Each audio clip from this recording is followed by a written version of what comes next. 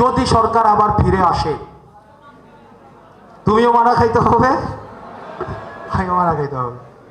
আমাদের তারেক জিয়া সাহেবকে দেখা যায় খুব পপুলিস্ট বক্তৃতা দিচ্ছে, মানে আমরা যা শুনতে চাই তাই বলে আমাদেরকে আওয়ামী লীগও শত্রুগণ্য করবে আমৃত্যু যতদিন পৃথিবীতে বাইসা থাকে। আর বিএনপিটা এখনো বোঝা যাইতেছে না। এই যে জায়েদ, এটা কিন্তু একটা ক্যারেক্টার না, এটা ফেসিজমের সিম্বল। ফাহাম আব্দুল সালাম একটা কথা বলছিল, সেটা 6 আগস্ট বলছিল, চিনেন তো নাকে? যদি সরকার আবার ফিরে আসে, তুমিও মারা খাইতে হবে, আমিও মারা খাইতে হবে। এবার আসেন, আগামী দুই বছর পরে ইলেকশন হইলো, বা 3 বছর পরে ইলেকশন হইলো, 5 বছর পরে ইলেকশন হইলো, ইলেকশন তো হবেই।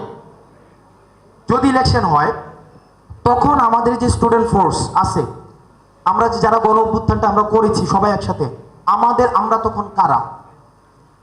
আমাদের কিন্তু সবাই শত্রুগণ্য করবে, আমাদেরকে আওয়ামী লীগও শত্রুগণ্য করবে আমৃত্যু যতদিন পৃথিবীতে বাইসা থাকে।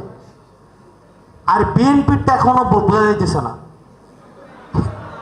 এদেরটা বোঝা যাইতেছে না।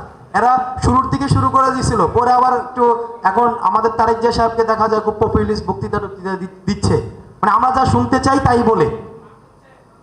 এখন আমি জানি না এটা আসলে কতদিন পর্যন্ত রাখবে। আপনি যা শুনতে চাইতেছেন এখন উনি তাই বলতেছে। উনি বলছে যে 2 বারের বেশি প্রধানমন্ত্রী থাকা যাবে না, তারপরে হচ্ছে 2 কক্ষ বিশিষ্ট কি হবে, 35 করে দিবে। এখন আসেন, আলটিমেটলি আপনি মাথায় রাখেন, আপনি যেই সরকারের ক্ষমতায় আসুক না কেন আপনাকে এন্টি বানাবে। আবার প্রশ্ন আপনাদের কাছে, আপনাকে যদি এন্টি বানায় তাহলে আপনার সেফগার্ড কি?